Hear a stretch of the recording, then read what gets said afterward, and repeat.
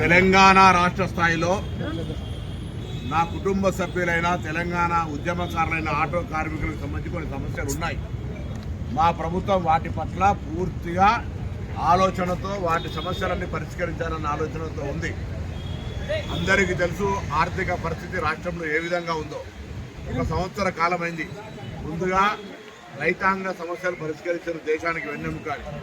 Auto కార్మికులకు సంబంధించింది కూడా ఈ నెల 6వ తారీఖు నాడు పెద్దలు శేషగిరి కూరంనేని సాంబశివరావు గారిని, కోదండరాం గారిని పిలిచి, మా రవాణా శాఖ సిబ్బందిని కూడా పిలిచి ఏ సమస్యలు ఉన్నాయో వాటన్నిటికీ పరిష్కరిస్తూ ప్రభుత్వం ఇవ్వాల్సిన వాటి గురించి కూడా ముఖ్యమంత్రి గారి దృష్టికి తీసుకెళ్లి వాటిని పరిష్కరిస్తాం.